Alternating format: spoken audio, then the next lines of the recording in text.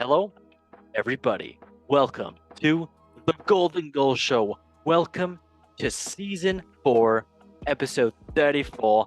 This is the last episode before the new, actually, JK, LMFAO, and TGIF, and Ruffle. That means rolling on the floor laughing. All the synonyms and antonyms, and I don't know English, so shush, don't. Okay. But yes, everybody, welcome watching on the show. This is, I think I say the second to last episode for the news. But yes, welcome watching on YouTube and on Spotify. I hope you all had a lovely day and watching football in the Europa Conference League and Europa League, and soon to be the Champions League this weekend. So yes, by the time this came out, it will be the next day. Then no episode after that. But yes, let me first introduce my co-host of the show. He was a fan of the lovely stuff. Oh my god, what's he a fan of? Rigo, I'm totally brain dead right now because I am depressing after our football match. He is a fan, I got this, of Dortmund and also a fan of Juventus and Roma. How are you, mate? I am good, great, amazing. Hooray.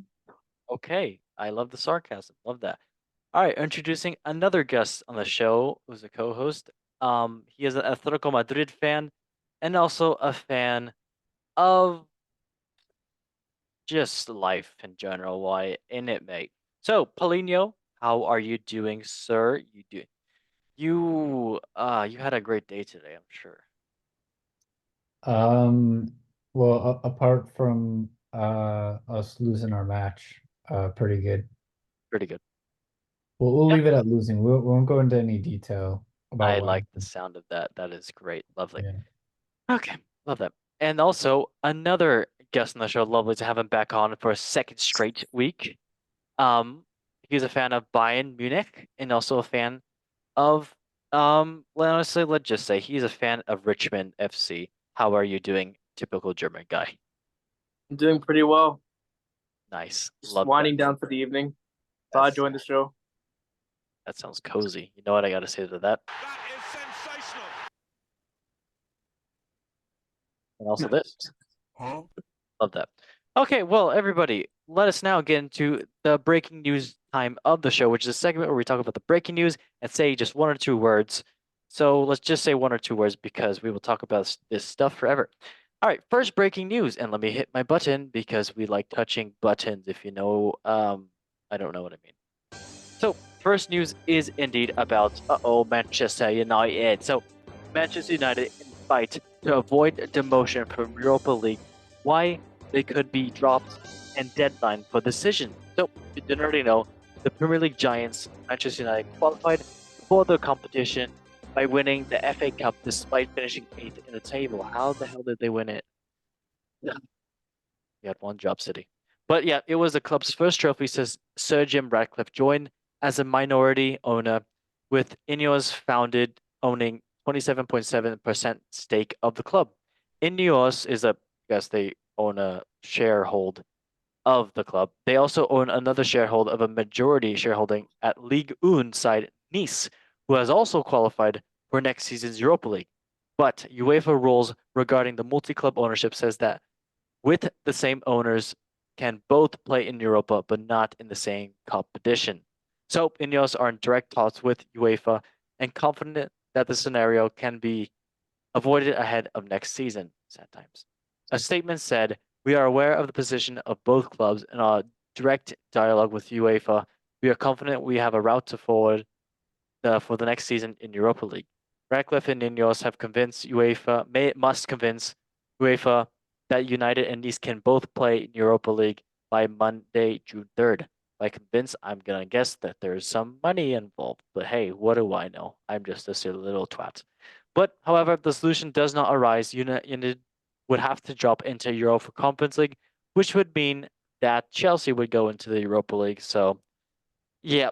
Um, Either way, cool. Very nice. All right, Rigo, one or two words from Manchester United, and yes, decisions UEFA. Um, it sounds like a lot of money is going to be involved, And I just want to say good luck to Chelsea. That's yes, perfectly put. Okay. Mr. Paulinho, you got 1 or 2 words for Mr. Manchester United over here, and what you think about the decisions. Um, I think his transfer policy is pretty interesting. Yeah. I, hmm. Yeah. I don't know what's gonna He happen. said something about like they wouldn't sign any players over 25 again anymore. Oh yeah, I did read about that part. Interesting. I didn't even know about that, but that's kind of ageist if you ask me, but it's fine. Hey, it's okay. Would Get to that be discrimination in the workplace? It is discrimination in the workplace. We need to do HR for that stuff. Okay. Word of him. Thank you. All right. And also asking about our last guest on the show. What do you think about Manchester United and their hopefully the decision? I think it's pretty interesting. In fact, a recent article actually came out today that Ratcliffe already told a number of employees that they have 1 week to decide whether or not they want to stay with the club or vacate their position based on the fact that a bunch of them are working from home because he expects them to be on site working. So I think that if there's anyone at this point who's willing to put their foot down and actually change the club dynamic, it'd be him. And to tell you the truth, though, don't necessarily think Ten Hag's the right manager for United. I think that squad could win a game with or without him in his tactics. At this point, they need somebody who's going to take the helm and be there long term, and recreate an identity for the club that's been known for many years: fluid counter-attacking football and the solid defense. So I only hope so because it seems that they're wanting to turn around almost everything in the club, and that includes the players. But then again, who would want to go to a club in the shambles right now? So that's kind of tough.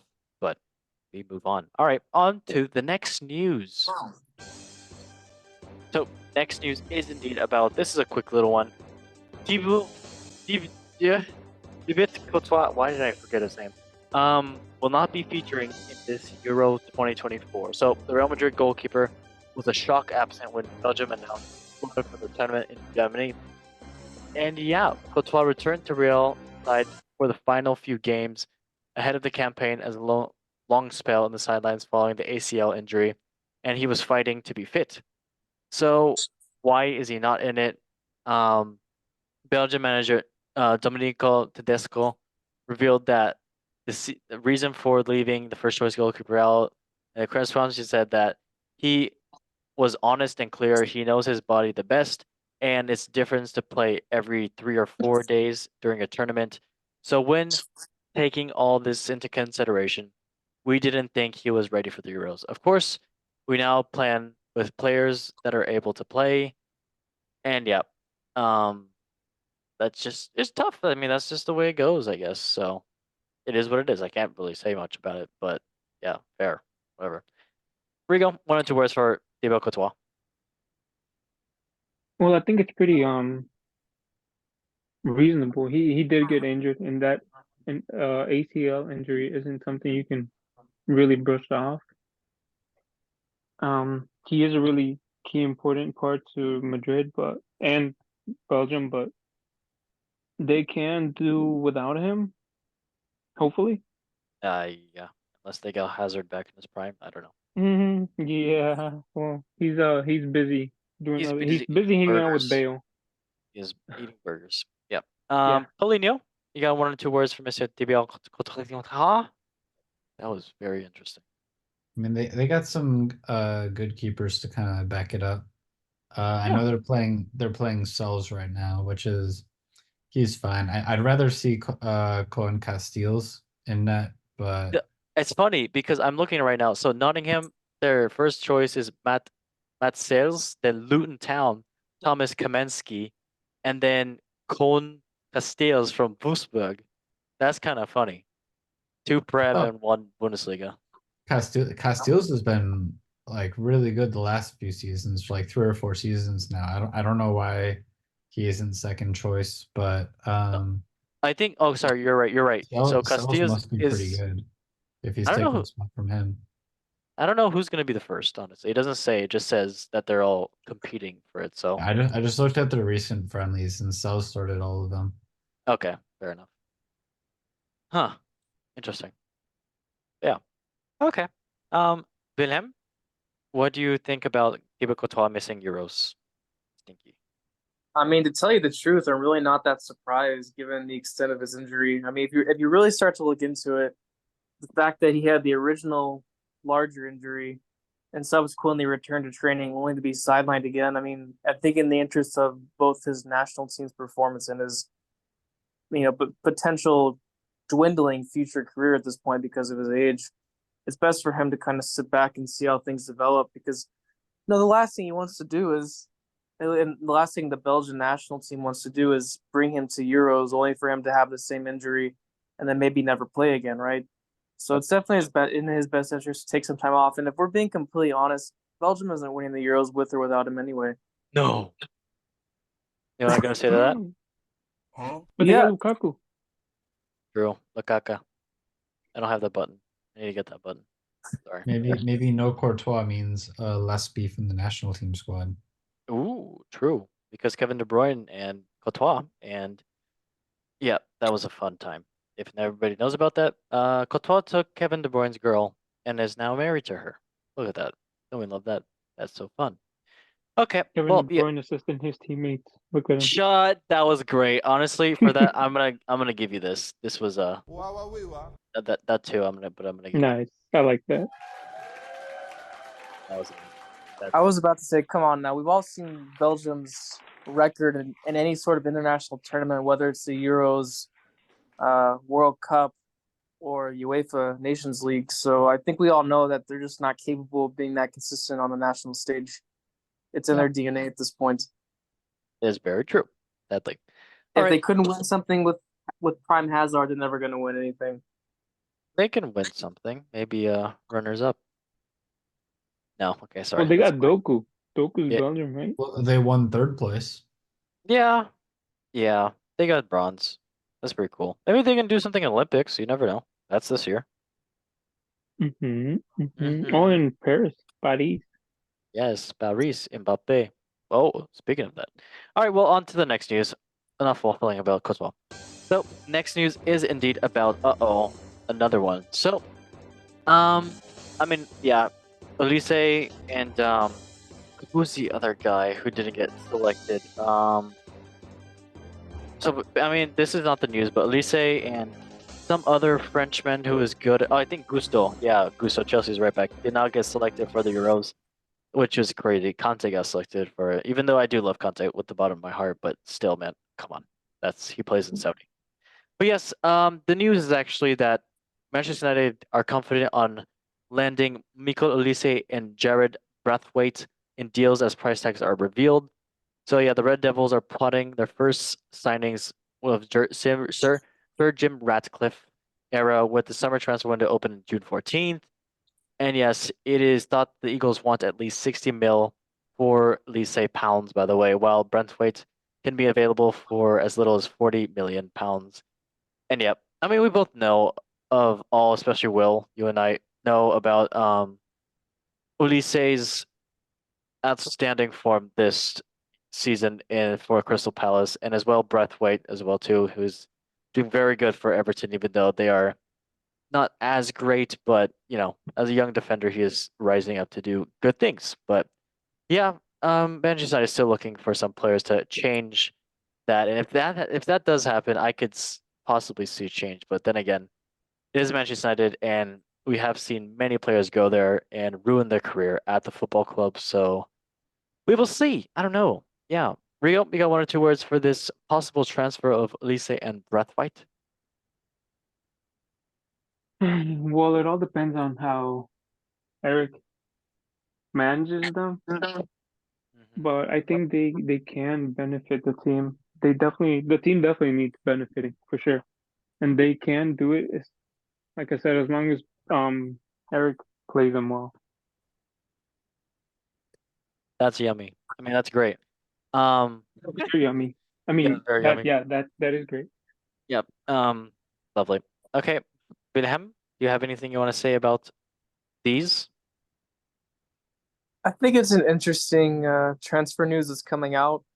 The only thing I would question is why United seems to have this weird niche for picking up talented players with substantial injury problems. Because Olise's been outstanding for Palace when he's played and when he's gotten an extended run of play in the first team squad since his various injuries. But it seems like every other month he's got some knock. And I mean, that's great when you're Crystal Palace and you're only competing in the Premier League and a couple English cups. But, for a club like United hopefully they'll start competing for other European competitions again, and as well as the Premier League, as well as these other various cup competitions. I don't know if he's going to be able to last a season like that, at least in a club like United. I mean, like I said, Palace was kind of a good fit for him. So kind of surprised he's not going to stay there and try to develop a little more and become less injury prone. Can only hope is they and Elise are able to stay there, especially under Oliver Glasner. That would be, man, I wish they could stay there and cook up a team because they could be something freaking. Oh yeah, no, Palace at the end of the season was sensational. I mean, they were tearing through everybody. Didn't matter who it was. 4-0 against United. That's crazy. That's crazy. Okay. Mr. Polino, 1 or 2 words for about Manchester United and these possible signings. Ugh. Well, I think the Elise one is pretty good. I mean, even if you're I guess the injuries is a pretty big deal, but he's got some speed that they need on the right side. They also need someone that can cut in on their left at speed, unlike Anthony, and make something happen there. So I think at least he brings something different there. But the Branthwaite thing, I don't know. I don't think he's I think he's a good Premier League center back, but I don't think he's as good as a lot of people say he is. Yeah, fair.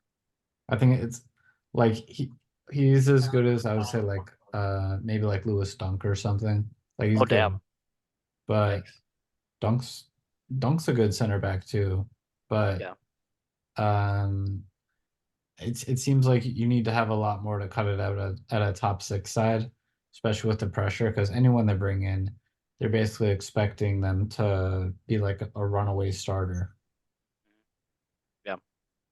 Kind of hard to do that, United, especially they expect the Sancho to do that, but look where that got him. Would he even be? Well, Varane's leaving, right? Would he be? Who else are their center backs right now? They have Maguire. Lindelof, Johnny Evans. Is Branthwaite that much better than them? Does he bring like a different profile? I don't think he brings that much of a different profile. Oh. Yep. It's tough. I don't know. I don't know what to say. But yeah. Okay. Well, moving on to the next newsling. So the next newsling is about Mr. Vincent. So it was announced that Bayern Munich confirmed employment of Vincent Company as their new manager. So Mega Might. I mean, so the Belgium was overwhelming choice to take the reins at the Alliance Arena following the club's decision to part ways with Thomas Tuchel, and Company was keen to speak to Bayern after learning of their concrete interest in him, despite suffering relegation to the Championship with Burnley earlier this month. That is brazy. I mean, that's if you think about it. Someone that got relegated from the Prem now manages one of the best German teams in Bundesliga and one of the best teams in the world. I don't know. Yeah, I'm just gonna go ahead and leave it to Wilhelm. I will ask you first about this. What do you think about Vincent's appointment to your club? At this point, I feel like I speak for myself and quite a number of other Bayern fans to say that we're just happy that the managerial spot has finally been filled. Because to tell you the truth, for the longest time, nobody really knew where the manager was going to come from because of all the more higher profile names turning down the position for a number of reasons. So I'm interested to see how he commands the respect of the locker room, from the more inexperienced players to the veterans, and to see how he deals with Bayern's hierarchy. Because everybody knows that, even though the coach is supposed to be in charge of things, Uli Hoeneß is always sticking his hands into everything, even though he's supposed to be retired now.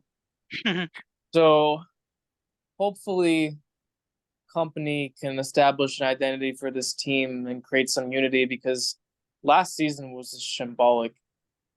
Every Bundesliga game was a dogfight. Every Champions League match was questionable, and I think at the end of the day, the only reason they even made as far as they did to the semifinals was just luck, pure luck. I mean, how many times could have Madrid have opened them up in either leg, and they just didn't, because they didn't take their chances. So I just hope that he does well, and hopefully he can last through the Winterpause, make it through at least halfway of the season before they sack him, or hopefully the whole season. So we'll see.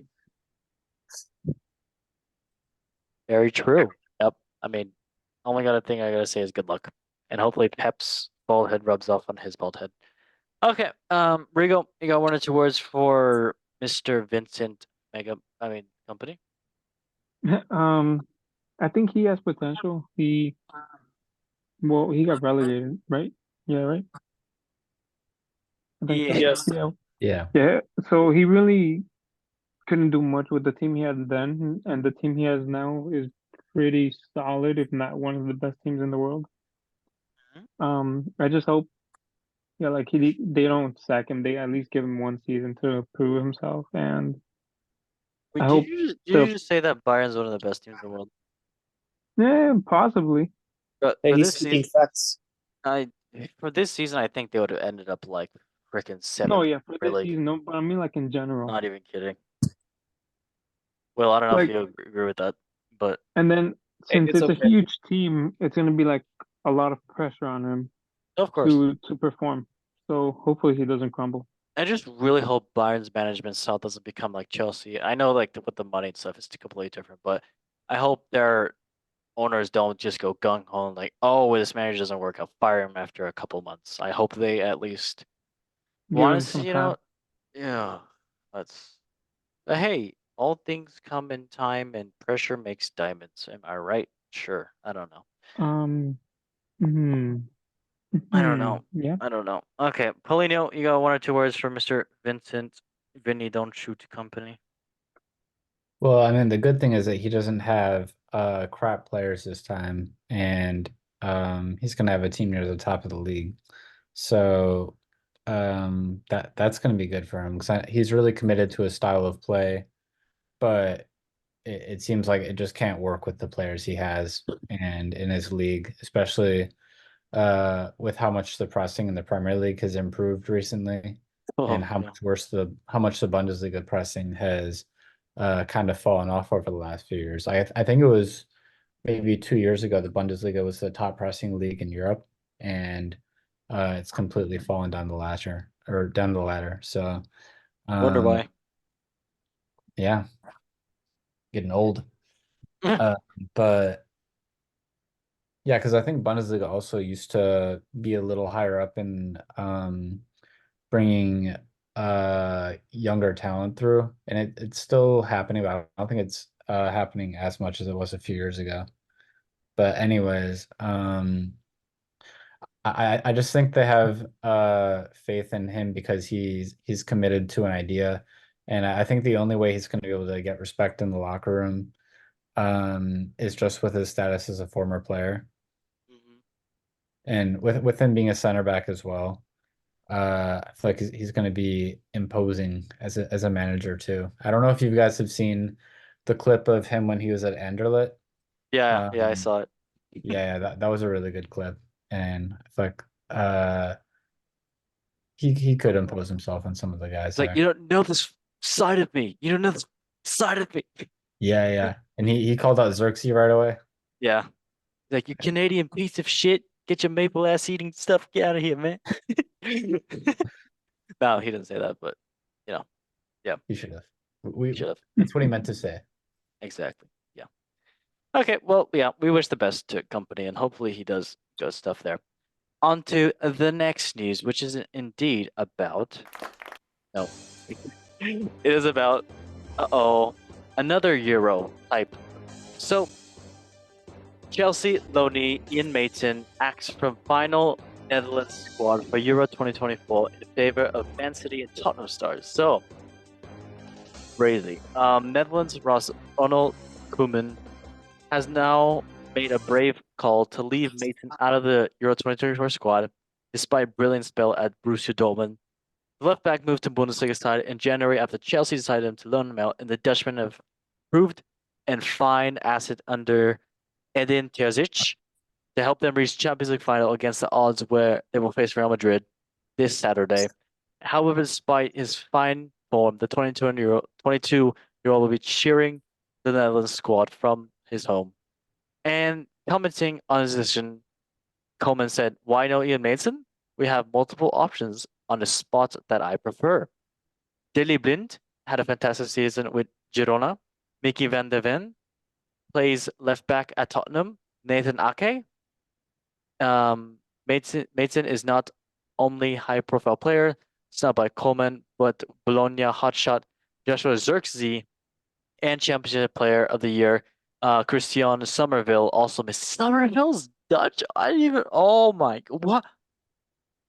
Oh, that upsets me. The youngster has been. Yeah, that's. Oh, wow. I didn't know Somerville got left out too. That's crazy. But yeah. Yeah, that's interesting. All right. And yeah, cool. Very nice. Well, Rigo, we got one or two words for Ian Mason and this decision by Coleman. Honestly, I gotta say it's really interesting considering everything going around him. Yeah, I'm sure he has a lot of things around him, like Sabitzer and Jadon Sancho in the picture. Wilhelm, I'm talking, you yeah. thank you. Wilhelm, you got one or two words about this because I know you are part of the Dutch. You gotta say anything about this? To tell you the truth, I mean, I don't think I have much to say in general. I mean, I think that Dortmund as a club, at least to me, even as a rival of Bayern, I mean, they're fun to watch, and I think that they're a great factory for producing all sorts of talents. Particular, Holland and Bellingham as of recently. I could honestly even consider Sancho. I mean, Sancho's a pretty good player. He just lacks in product.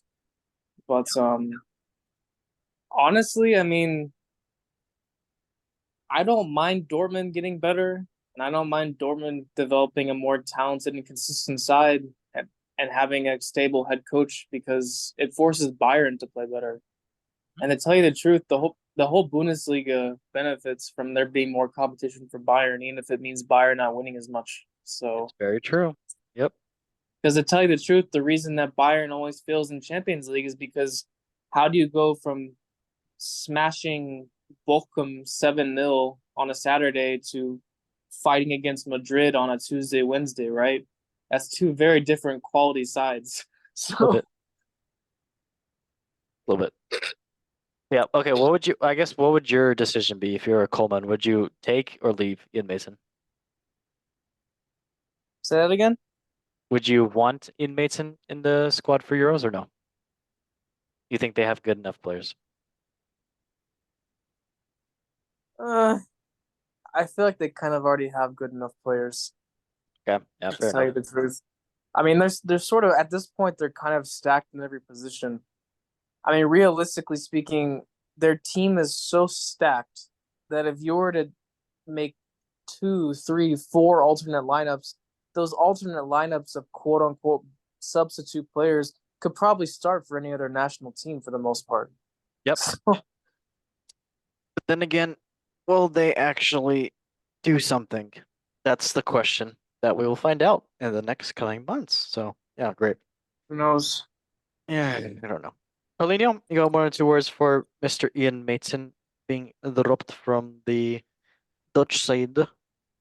Well, I guess it's unless they're considering only going four back, which could make sense because they've been switching between five back and four back. I think he makes sense for a five back, but in major tournaments, most of the major nations are always going with defensive fullbacks when they're playing a four-back system. So it kind of makes sense, but only in that case. Because otherwise, I looked at their 26-man squad, and the only player that they've had playing left wing back is Daley Blind, and he's played left center back all season. He hasn't played even left back for Girona. So he did play wing back, I think, in their most recent game, in the Netherlands' most recent game when they lost to Germany. But other than kind of like a positioning and like a rebounding thing on the outside, um, he doesn't offer the physicality that you'd want from a wing back. In that case, I would have taken Ian Maatsen, but if they're gonna stick to a four in the back, then I definitely wouldn't have taken him. Yeah. Fair enough. Yeah, good words. All right, well, on to the last news, which is actually pretty exciting. And want to talk about it. So, last news is indeed about the current UEFA Conference League champion and Europa Cup. So, Olympiacos create history. We'll talk about this anyways. In Europa Conference League final, as Ayoub El Kabi breaks Cristiano Ronaldo's UEFA record.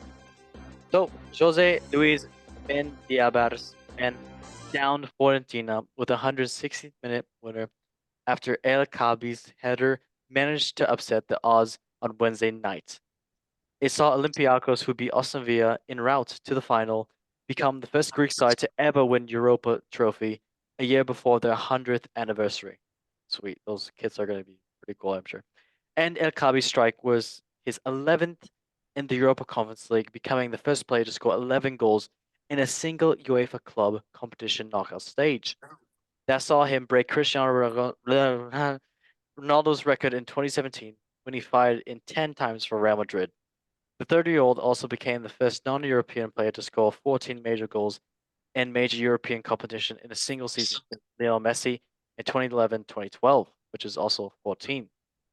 And yeah, so honestly, congratulations to them. That's all I got to say. Good job to Olympiacos, winning in Athens as well too, which is where the team, I mean, it's close to Athens, but close to the team where they play their actual football in Greece. So was a massive win for them and a massive win for the home nation. So great stuff. Rigo, you got 1 or 2 words for this? I believe you did watch second half. Yeah, yeah, I watched the second half. It was pretty interesting game. I was on the Italian team, on the Italian side. By the way, my name is Chris Pratt. I'm a Mario. Yes. Yeah, I was hoping Chris Pratt would just storm the field and they would stop the game. I hope so. He jumped on No, base. yeah, it was actually a pretty good, pretty good. I liked it. It was a pretty good game, and it kind of was sad because then there's no more football now. It's okay. We all cry. Yeah, Um, I'm gonna cry now. it's okay. Don't cry. But yes. Then moving on to the next. Yes. Polino, what do you got to say about this record beat by Olympiacos? It's pretty cool. Kind of surprised. I was hoping Fiorentina would come back after last year, but They lost last year too in this yeah, conference. That's crazy. not to be, I guess. I mean, they had a pretty good chance. I think it was like the 121st minute to equalize. Yep. But after Olympiacos scored that goal, especially like in like most of the added time of the extra time, because that's all I watched. Um, they were really struggling to just get it forward. It looked almost like the Leverkusen lost against Atalanta, where they couldn't put their ideas together Yeah. and make a move for like the last 5-10 minutes. So I don't know. I did want Fiorentina to win something though, and I wanted more Italian teams in the Would have been 9. That's oh, would it have, because Atalanta finished. Oh, okay. So that would have meant Roma in the Europa League, and then they would have like 3 or 4 in the Europa League, right? Instead of, or they would have 3 in the Europa League instead of 2. yeah. Okay. Yeah, I would have rather had that. I want to see more Italian teams, but um I don't know. Hopefully, this benefits some Greek team somewhere. I only hope so. Yeah. And then also, Wilhelm, what do you gotta say about Olympiacos and this record that they have just broken? I think it's somewhat appropriate that they won just because, like you mentioned, the game itself was, of course, in Athens. But at the same time, it also is kind of unfortunate because I feel like anytime Olympiacos is in Champions League, Europa League, any of the higher competitions, they kind of get beaten down pretty badly. Yeah. So, it would be nice to have more competitive teams each year, so that way even the group stage games are more entertaining to watch and That's what's kind of happening with this well, new and rule. yeah, well, I mean, we'll see. It's kind of like the whole thing with expanding the World Cup brackets with the idea that there's going to be more games and quote unquote more competition, but I mean, it's going to be the same issue though with some of the European leagues by expanding the competition, where you might get some better teams in, but you're also going to get some teams in that probably shouldn't have any business being there and are going to get, absolutely demolished some games. So, no, we'll see. But, congratulations to them, whether it's Champions League, Europa League, Conference League. I mean, that's a huge accomplishment to win anything in Europe. And plus, also more money to the club, more money to the players. Because, Olympiacos is, they're a big club in their respective countries. So, hopefully, they can continue with their success. I don't know about their history if they've ever won anything in the UEFA, any I of the don't. I think cups. they have. I feel like And they've won before, but it's been Yeah, me too. years. It's probably been years, though, I would imagine. Oh yeah, for sure. also, this is the first team outside of the top 5 leagues to win a European trophy since 2011 What for was the one in 2011? Porto Europa League. Is the Portuguese league outside the top 5 now? Honestly, I would want to argue Yeah, that. I would want to yeah, argue that. no, it's just what is it? EPL, Bundesliga, Liga 1, Serie A. Those are the top four. I'm not sure who five would be though. I would want to bet that either the Portuguese Eredivisie, the Dutch league, or No, it wouldn't be Eredivisie. I hate to Well, say it well, as, you as said somebody who has Dutch blood running through their veins, but it would not be Eredivisie. I mean I Ajax I actually, don't isn't winning know. every year. It's a fair I I don't, point. I don't think right now the Eredivisie is that strong.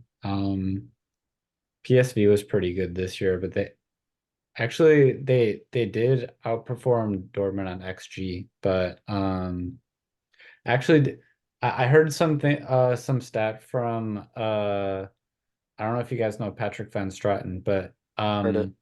on his podcast he said Dortmund has lost every single game in the Champions League this year on XG besides their two against Newcastle.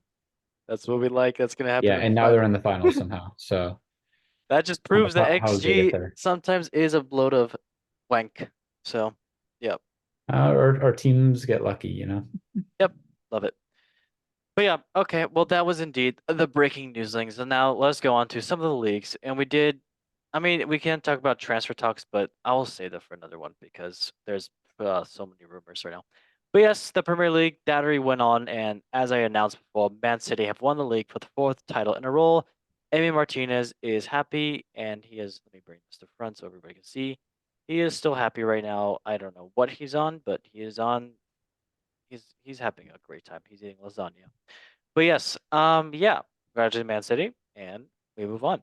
La Liga, that did indeed end this past weekend, and yes, the winner is indeed Real Madrid, shocking, with 95 points. Second place, Barcelona. Third place, Girona. Fourth place, Atletico Madrid. And those are the Champions League sides. Then fifth and sixth, Athletic Club and Real Sociedad in Europa League, and then Real Betis in seventh place with Europa Conference League. So yeah, congratulations to them.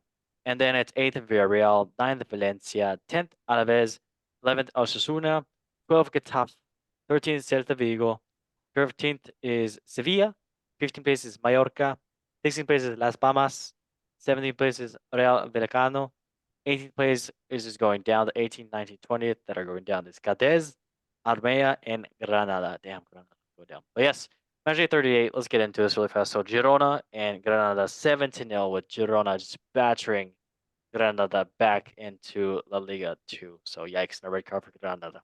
Getting pissed off probably. Next game, Osasuna and Villarreal 1-1, a draw there. Real Sociedad and Atletico Madrid 0-2, and a red card for Madrid being naughty, but 2-0 for Atletico Madrid away. And yeah, at least a win for the end of their season. Armea and Cadiz 6-1 with Armea battering Cadiz. The relegated sides are getting battered. Yikes. Real Vallecano 0-1 for Athletic Club, and yeah, good job from the Club being Real Vallecano at their home. Real Betis and Real Madrid doesn't really matter for this match. I mean, it did matter for Real Betis, I guess. So, but 0-0, and yeah, boring. Getafe in Mallorca 1-2 for Mallorca. Then Celta Vigo and Valencia 2-2, a draw there. Then Las Palmas and Alaves 1-1, draw there. Then Sevilla and Barcelona 2-1 for Robert Lewandowski's side, beating Sevilla at their home. And yep, currently second place. Good job for them. I guess I can just ask the Atletico Madrid fan here. Did you happen to watch Atletico Madrid this weekend, or yeah, what did you think about them? Yeah, I did watch him. Well, Ronaldo, I think that's his second goal of his. Is that might be the second goal? It's definitely the second goal as Atletico Madrid player. But good for him. He came out at the end. He's gonna replace Hermoso probably next year, so good for him. Morata had the chance to win the Zara Trophy, which I think is the top Spanish scorer. Got a one-on-one in the 80th minute or something like that, and did exactly what he did against Dortmund. Chipped it wide right. So, and it looks like that's the end for him. So kind of a fitting end, I guess. Nice, love that. Anything else you want to say about La Liga? And Mr. Javi right here is gonna be expecting what to say from you. Oh, yeah, I like his hair. that's pretty great. Cool hair.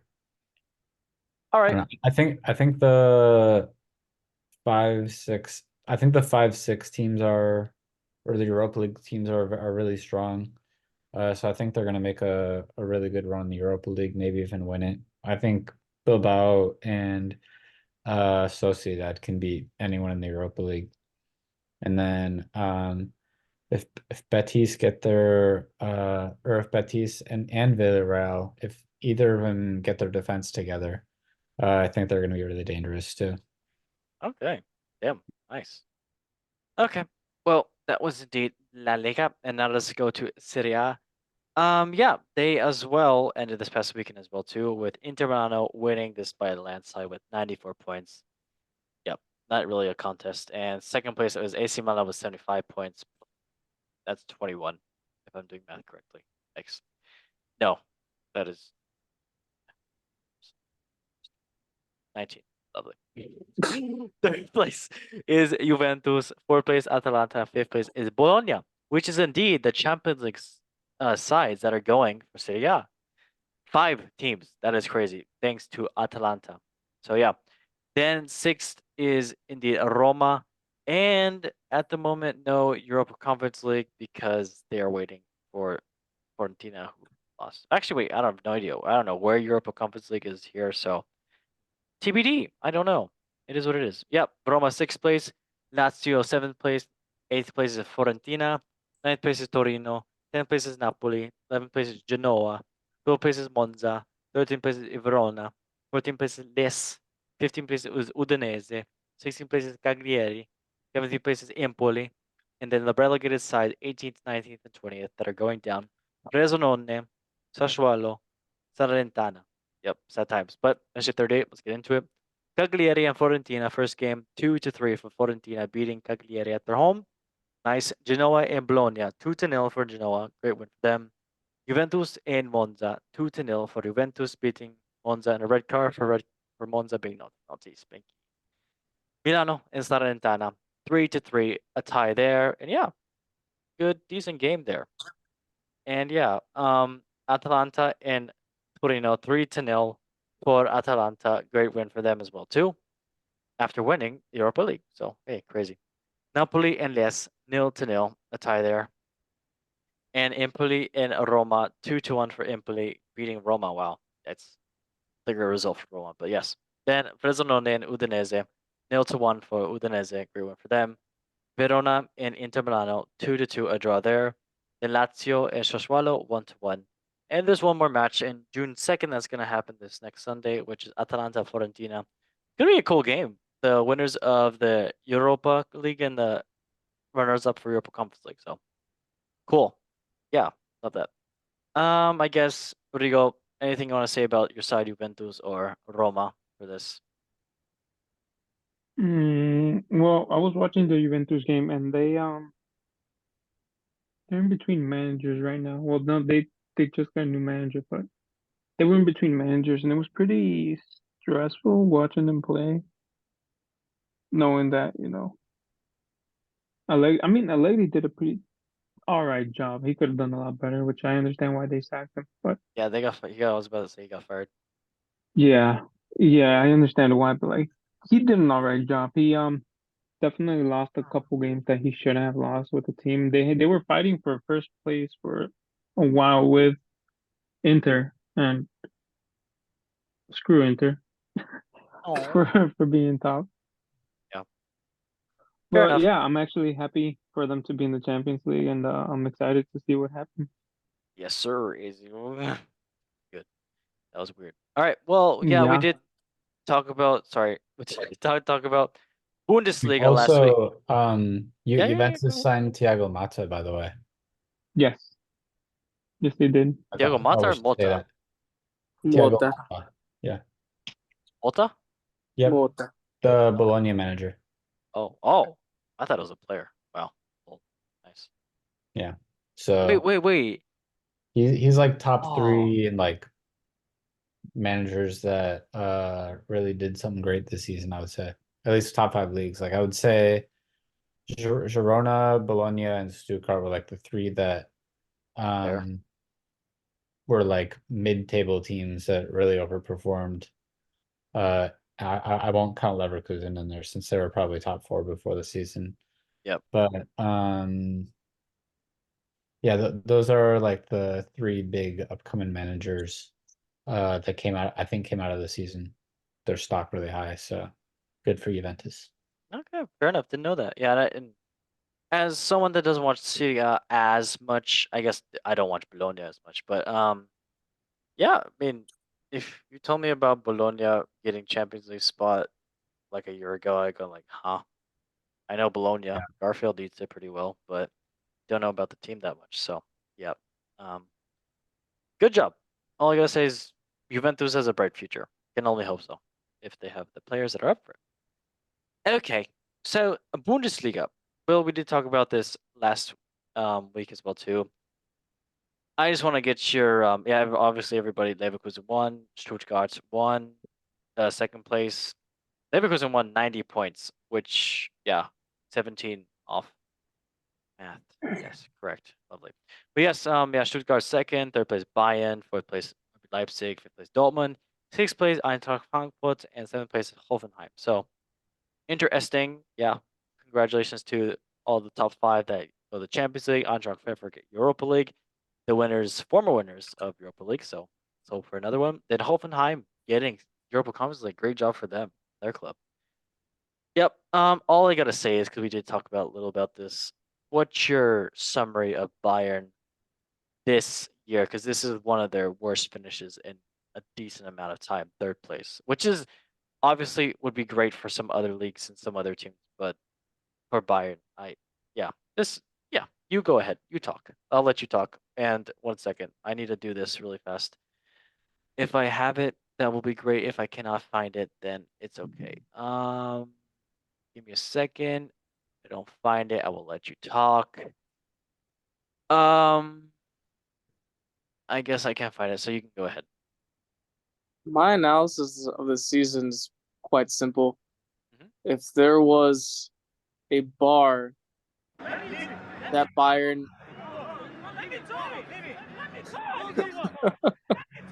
if there was a bar that Bayern had set for themselves at the beginning of the season, they not only met expectations below that bar, but they took an oil drill and kept going further and further and further down. It felt like every single week. Because for a while, myself and some of the other Bayern fans had some hope that they may catch up to Leverkusen. You know, they might be able to salvage something from the season, whether that was Bundesliga or Champions League, but became more and more self-evident as the weeks went on that clearly wasn't going to transpire. And I really feel like at the end of the day that the catalyst to all that, or at least the beginning events, if you will, was when they lost to Saarbrücken and Deutsche Pokal. When they lost that game, something was just off. Because even the game before the Saarbrücken game, they had trouble beating that side, and I don't even remember who it was. I think it was Bundesliga 3 team or something like that. And I feel like once, to be fair, they beat like the next 2 Bundesliga opponents that they played, and I think they lost the final or something like that. So fair enough. yeah, but the thing is though, is that Bayern Munich, with the amounts of development they have through the academy, the amount of revenue they bring in, the class of player they regularly sign and have in the first team, shouldn't be losing matches like that, realistically speaking.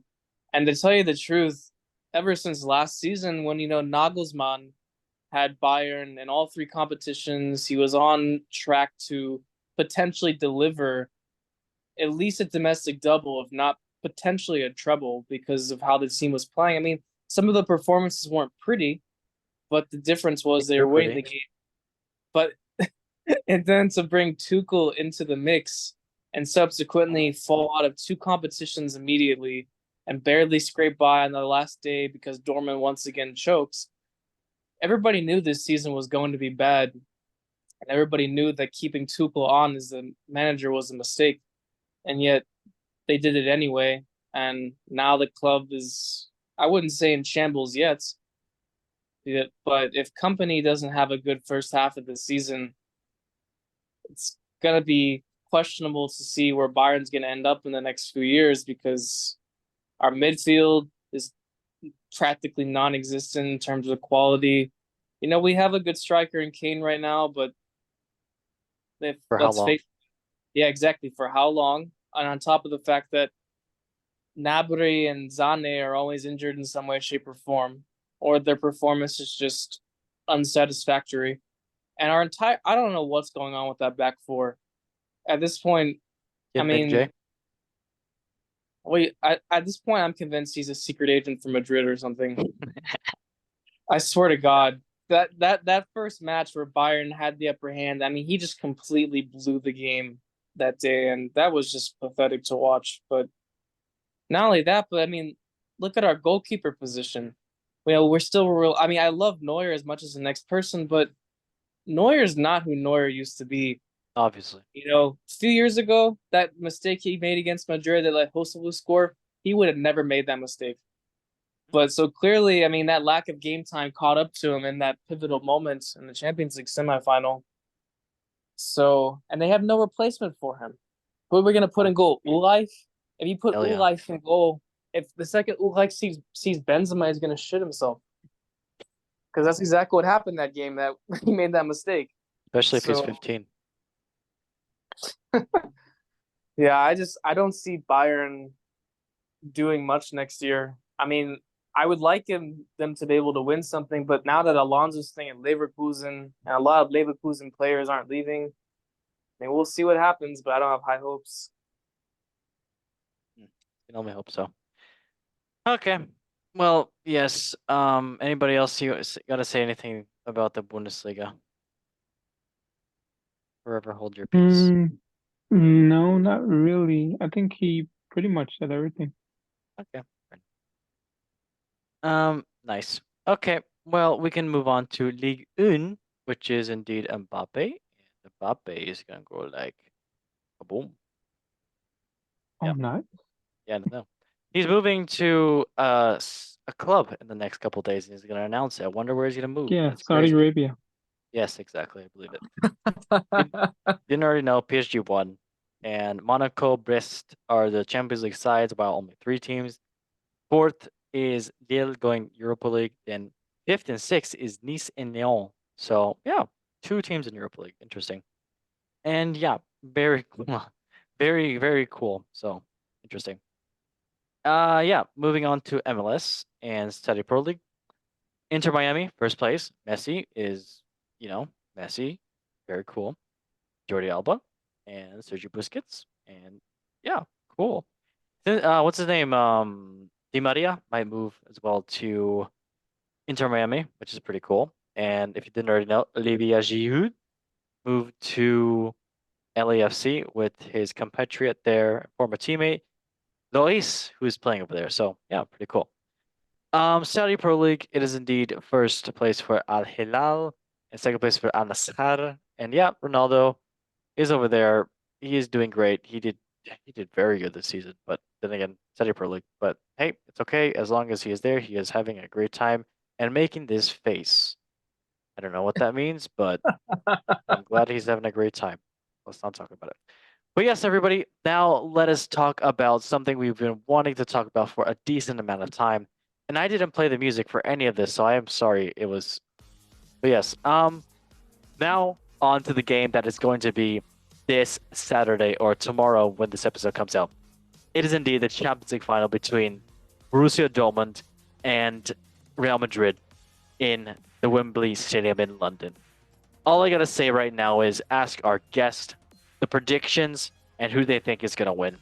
And I'm also gonna ask for your man of the match for this game as well too. So I'm going to ask Rigo first.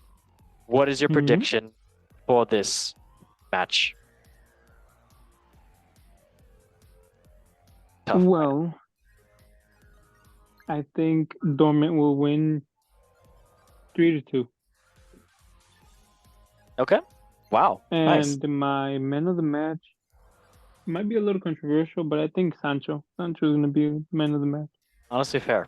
Fair. I like that. All right. Now, nice. Okay, moving on to the next guest, Wilhelm. I know you are rooting for the Germans as well, so what is your prediction and who is your manager match?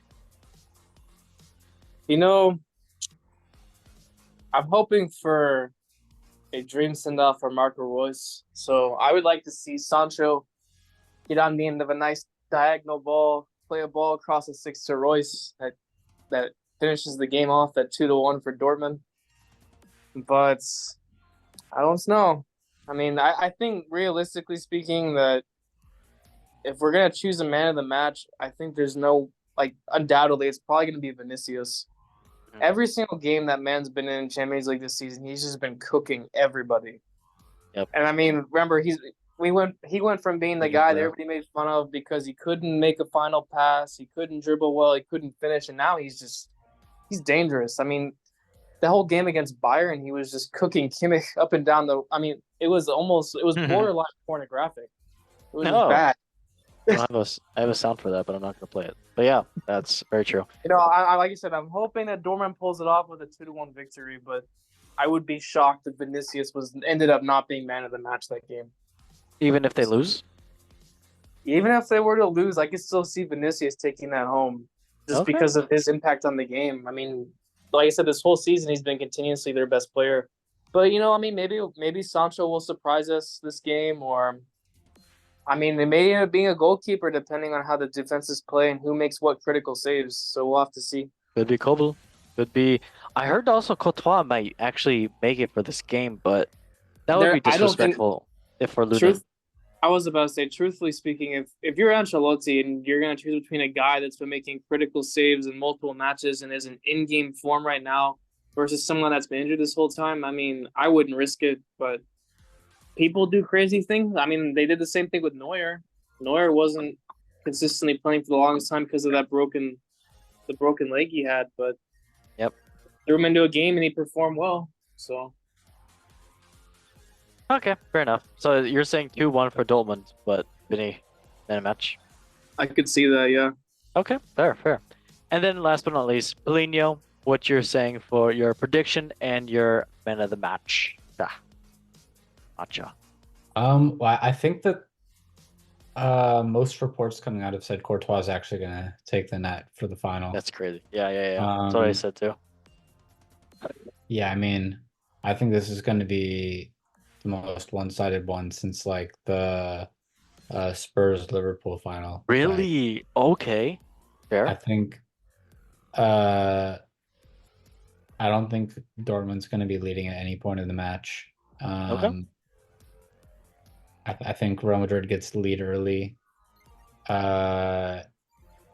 Maybe wins 2-0, 3-1. Okay. I guess that they've actually they haven't really struggled against like attacking sides this season that much. They haven't really struggled against anyone, I guess. I guess the only team they haven't had that great of a record against this season was Atletico Madrid. Yeah. But Royce isn't Royce of 2 years ago, so Oh yeah, of course. yeah, even 2 years ago, Royce, I think they'd have a chance. But I mean, he's not even going to start for the match, so yeah, and then man of the match. Somehow it'll be Joselu. Okay, I can see it honestly. Yeah, fair. Yeah, I think he'll score in like at the end of the game. And if it's 0-0 by the 60th minute, I think he's going to score at least one. Okay, fair. And he did just sign a new deal, I believe, or he's going to sign a new deal for Real Madrid. So hey, shout out to him. Yeah, Great. Well, I think they still have to buy him. I thought. Where's he on loan from? I forgot. I think it's Espanyol. Oh, okay, fair. Yeah. It's either I don't think it's Alaves. Pretty sure it's Espanyol. Yeah. Fair enough. Okay, well, I'm gonna predict because people care about my opinion. Sure. I'm going to predict. As much as I would want Dortmund to win, I believe it'll be. There's my bias and then there's my want, and then there's the realistic. So, honestly, let's just make a wish because I would love to be proved wrong, and I hope that doesn't happen. I'm going to say a good 2-1 for Dortmund, and I believe the man of the match will indeed be Kobel. I believe he's still the Dortmund keeper. If I'm wrong, then oopsie daisies. So You're right. Okay, lovely. But yeah, that's me, and yeah, we will see who wins in the next day or so. It'll be nice and very cool.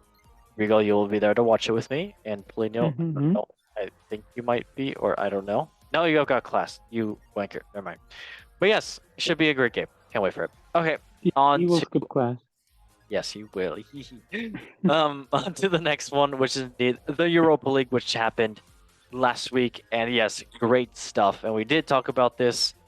And yeah, the winners are indeed Atalanta beating Leverkusen 3-0 in a very one-sided game, if you ask me. And Atalanta just devoured 8, as they say today. So yes, Lookman scored 12th minute, 26th minute, 75th minute. Did get the man of the match, surprisingly, if you get a hat trick. Shocker. And yep, great job for them. And 10-10 shots. Oh, fair. 7-3 shots on goal for Atalanta. 33-67 possession for Bayern Leverkusen. More passes, double the more passes for Leverkusen. And yeah, just looked like it was domination for Leverkusen, but Atalanta just took their chances. And look, man, I couldn't ask for more. Haha, very funny. Rigo, you got anything you want to say about just Atalanta, I guess, in this match? I think they won it fair and square. They came in with a plan, which was to beat Leverkusen, knowing that Leverkusen at that point were still unbeaten in all competitions. So they kind of went with, the idea that, yeah, this team is unbeatable so far, but it doesn't mean that we can't beat them. And they played really solidly. I was watching the game, and it was a pretty solid performance from both teams. It's just that one team took more opportunities than the other. Yep, fair. Good point. Vinham, you got 1 or 2 words about this Atalanta side in the Europa League? Yeah, I mean, they came into that game, kind of on a high from absolutely thrashing Liverpool. on top of the fact that they've really been a pretty tactically sound side most of the season. And if we're being entirely honest, I mean, every king's got to fall.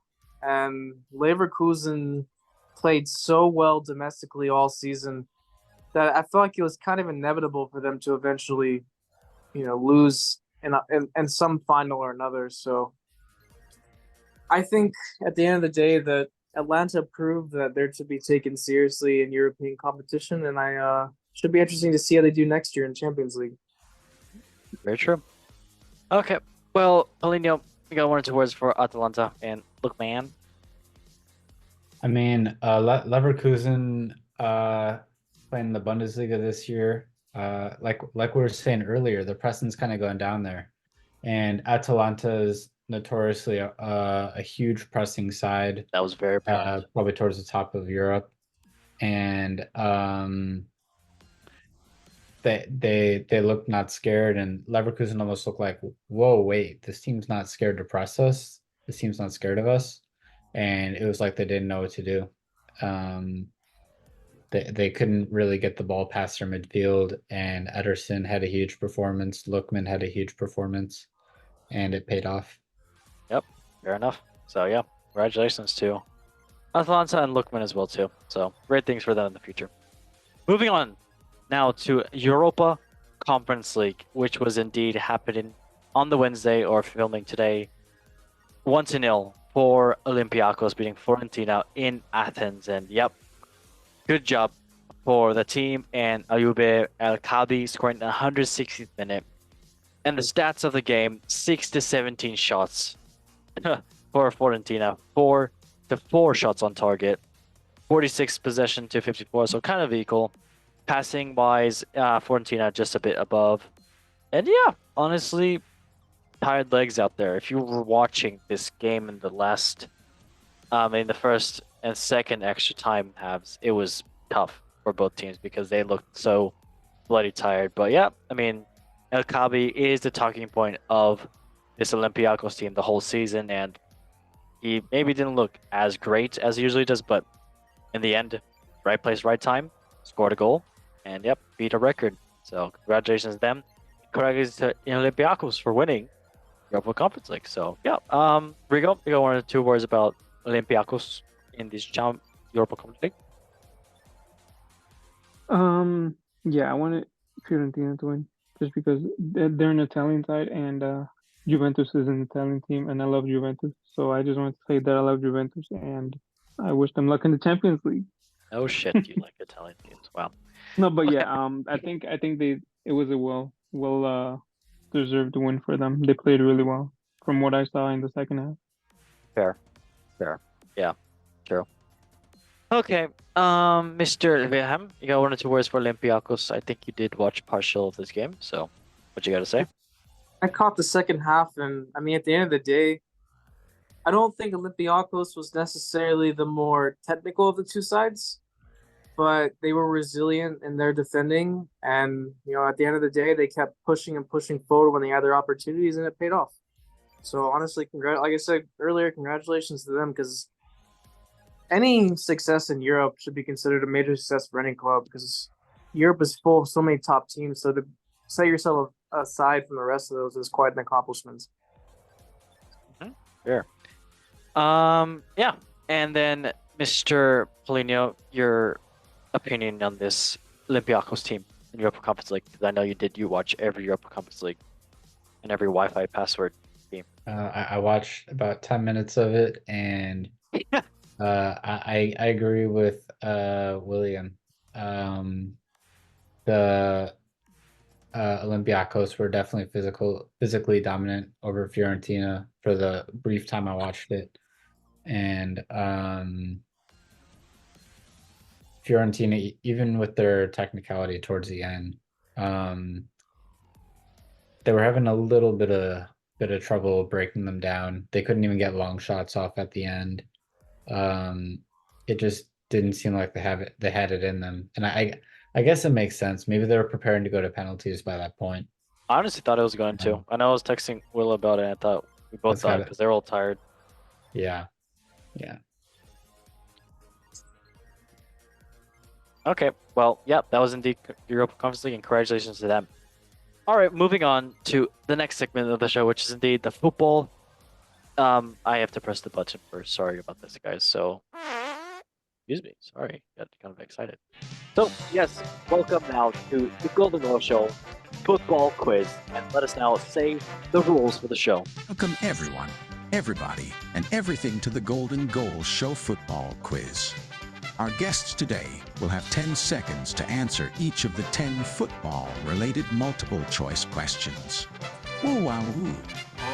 Whoever has the most answers correct by the end of the quiz wins a huge prize. Wow. Maybe. Maybe not. I dunno. I don't work here.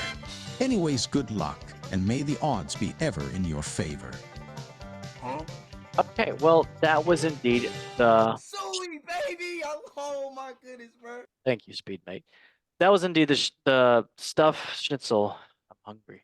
That was indeed the rules, and now let's get into the quiz. And yes, this is 10 questions, and this is about the Europa League Conference League. So at least Paulinho will not get every question right. Maybe. I don't know. So first question is indeed about which team conceded just one goal on the way to winning every game in their group? Was it Club Brugge, PAOK, Maccabi Tel Aviv, or Victoria Plzen? You have 10 seconds. Club Brugge, sorry, let me go to the thingy. Club Brugge, PAOK, Maccabi Tel Aviv, or Victoria Plzen? Victoria Plzen. I'm gonna say Brugge. Here we go. What are the options again? Brugge, PAOK, Tel Aviv, or Victoria Plzen? Brugge. Okay. The correct answer is indeed the only. I have to do the thingy with G. All right. So here we go. Oh. William and Mr. Who said Victoria Plzen? I did. Oh. Bloody did. You got it correct. Good job. The only Victoria Plzen goal conceded during their highly impressive group stage campaign was in the 2-1 victory over Astana on match day 2. Don't even know who they are. Okay. Yeah, I was looking at the tables. And I was like, how they were like one of two teams with a perfect record, and it's crazy. Yep. Yeah, crazy. All right, question number 2. How many hat tricks were there in this season's group stage? Was it 0, 2, 4, or 6? You have 10 seconds. 0, 2, 4, or 6. 4. I'm gonna say 4. Here we go. I'm gonna say 2. Okay. Correct answer is indeed Paulinho. You are on a roll. Gotcha. William, no. But honestly,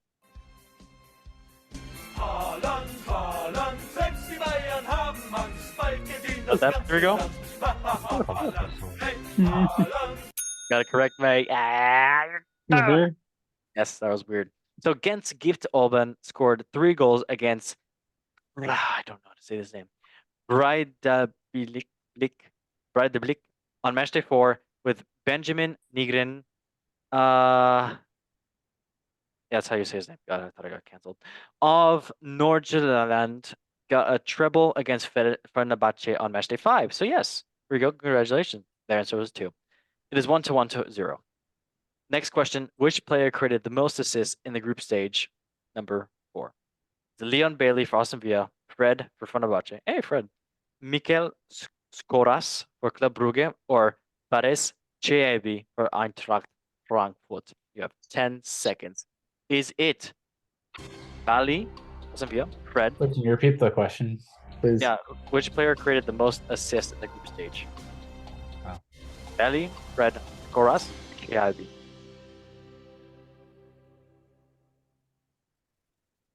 Wait, I what are didn't hear, the so I'll- choices? Is it Fred? Is it Cheabi? Is it Leon Bailey or Skarskas? Okay. I'll go Cheabi. I'm gonna say Leon Bailey. I'm gonna say Leon Bailey, yeah. Okay, well, you guys are all close. By that, I mean you guys are all correct. So the right answer was indeed the Brazilian midfielder, the GOAT of Brazil, who sounds like the most Brazilian player in the world. Fred for Fenerbahce, the Brazilian midfielder set up 2 goals against Nordsjælland, one against Spartak Trnava, and one against the Ludogorets. So yeah, good job, Fred. We love that. We love Fred for Mike Harley. Next one, it is still 1-1 Question number 4. Which team became the first to score 7 goals in the UEFA Conference League match? Is it Fiorentina, Genk, Nordsjælland, or Frankfurt? You have 10 seconds. Fiorentina, Ghent, Nordsjælland, or Frankfurt? First team to score 7 goals in match. Did you say Gent was one of them? Yes, Ghent. Gent? Okay, yeah, I'll take that. Okay. Anybody else want to jump on that bandwagon? I'm just gonna say Fiorentina. Okay. What about you, Rico? What are the options? Sorry. Fiorentina, that's okay. Ghent, Nordsjælland, or Frankfurt? Ghent. Okay. Ghent. Sure. William, what'd you say? I said Gent. I said Fiorentina. Okay, well, awesome. Everybody got it incorrect. The Danish side beat Ludogorets 7-1, also defeated Fenerbahce 6-1, yet did not manage to qualify for the knockout stage, finishing. Ooh, Nordsjælland? Yes, that is mad. Wow, 7-1, 6-1, didn't even manage. Wow, that's crazy. Okay, still 1-1. Question number 5. Leo's. Oh, this is the longest question. I honestly just want to skip it. It's about a young player. I'm just gonna ask you guys. Ayub, whoever gets the closest age to this person gets it, I guess. So Ayub Baudi became the youngest player to score. How old is he? Is he 16 years old, 17, 15, or 14? You have 10 seconds. 16, 17, 15, 14. Can you give us a team? Biel. 16. What team did you say? Lille. Okay, 16, 17, 15, 14. Pick one. 16. Okay. William? I'm not gonna lie to you. I blanked out and completely missed the question. Okay, 16, 17, 15, 14. All right, 15. Love that. Easy. Rigo? 16. Correct answer is indeed 16. Baudi celebrated turning 16 just days before he made his Europa Conference League history. That is mad. Congratulations to him. And yeah, it is now 2-2. Oh yeah, incorrect for Will. Sorry, gotta do that. But yes, 2-2 to no. Question number 6. A total of how many different countries were represented in this season's group stage? 9, 15, 23, or 28 for this Europa Conference League. You have 10 seconds. How many different countries were represented in group this season's group stage for Europa? 9, 15, 23, or 28? 15. 20. 9. Wilhelm, did you say 9? 9. What were the choices again? 9, 15, 23, 28. 20. Is that 9? That means 20. Oh, no, I said 23 or 28. I thought you said okay. So 20. Nine. Nice. I'll do 23. Great, love that. All right, who said what? I said 9. 9. I said 15. Okay. Will, what'd you say? 23. 28? 23. You said 28. Got it. William, congratulations. You got it correct. I'm so proud of you. The vast number of fresh faces of tournament goes to the highlight of the UEFA Conference League inclusive nature. That's so politely said. So it's 2-1 to keep this in the roll. Question number 7. Glasvik caught the imagination with their fairy tale run to this season's group stage. Where is this club based? Is it Glasvik? Are they from Gibraltar, Faroe Islands, Guernsey, or Greenland? Guernsey. for the show. Love that. 10 seconds. Gibraltar, Faroe Islands, Guernsey. Faroe Islands. Okay. Faroe Islands. Okay. Ferrero Rocher. Everybody else want to say that too? Yes. Lovely. Okay. The correct answer is indeed. How'd you know this? Because I mapped out a Europa Conference League thing like 2 months ago. Of course you bloody did. I'm proud of you. Honestly, respect. So yes, everybody got it correct because of Huh? yeah. So the Faroe Island has a population of 54,000, making Clavet's achievement all the more impressive. Do you think we could play for them? Yes. Let's Yeah. move to Faroe Islands, honestly. All of us. Okay. We can play Yeah. for them. Yeah. Yeah. So yeah, 3-2. So good job. Next question, number 9. Yeah. Which side enjoyed the most possession on an average across the 6 group stage matches? Was it Lille, Dinamo Zagreb, Fiorentina, or Aston Villa? You have 10 seconds. Most possession. Lille, Dinamo Zagreb, Fiorentina. 5 seconds. I'll go Fiorentina. Here you go. Will. I'll I'm say scared for Aston Fiorentina. Villa. What? Aston Villa? Okay. William, what did you say? You say I'm just gonna say Fiorentina. I'm just gonna jump on someone else's answer. Okay. Well, Thank you're you for correct. your support. Yeah. Good job, Will and Paulinho got it incorrect. However, okay. Well, you got it correct, Mr. Rigo. So good job. Proud of you. Is it a tie right now, or is Rigo winning? I think Rigo's winning. I think I'm winning. I'll All I be know is winning. that Emmy Martinez holds the ball a lot. Yeah, that's funny. Villa enjoyed an average of 63.7% possession across 6 games. Lille are second in the possession with 61.8. So yeah, currently 3-2 to 2. No, it's 4 to 4 to 3 to 3. 4 to 3. It's our formation from today that we lost with. We don't. Don't remind me. Stop. Our formation was shit to shit to shit.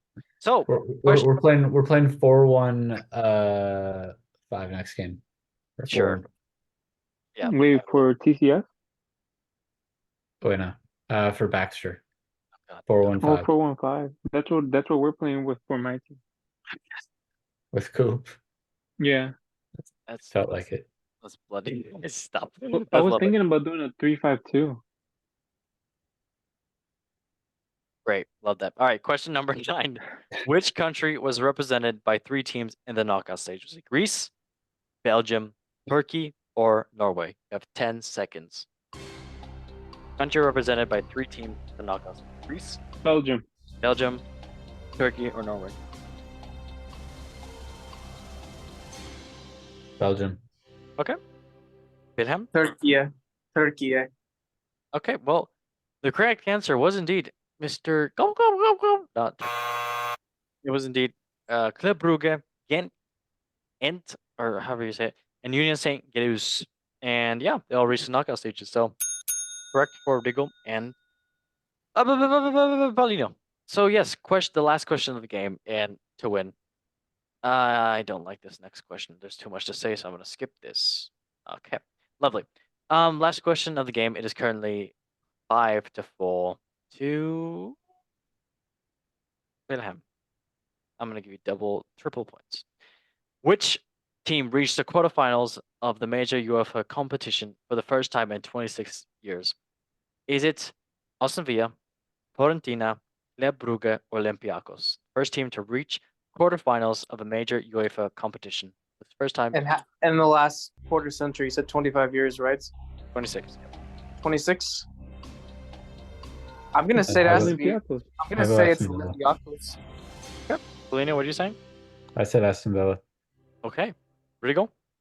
Olympiacos. Correct answer is indeed. Who said what? I said Aston Villa. Okay. They said Olympiacos. Yep. Rico. Yes, Olympiacos. No. Oh man. And Will. No. But Yeah. indeed, it is a win for Aston Villa. So Villa beat Ajax 4-0 on aggregate in the round of 16 to secure the quarterfinals spot. Last time they reached the quarterfinals was in 1997, 1998 in the UEFA Cup, where they were eliminated by Atletico Madrid. So yeah, Oh yes, they did me a favor. okay, love that. It is a tie now. It is now 5-5, I think, sure. And yeah, We can for the share the final. trophy, Riga. No. Which team Mhm. reached a UEFA competition quarterfinal for the first time? That is a question. Is it Hauk, Lille, Victoria Plzeň, or Fenerbahce? You have 10 seconds. Hauk, Lille, Fenerbahce? Victoria Plzeň, or Fenerbahce? I'm gonna say Fenerbahce. I'll say Victoria Pilsen. Okay. Correct answer. Fuck's sake. Sorry, accustomed. Bad boy. The correct answer is indeed. Can you all guess what the correct answer is?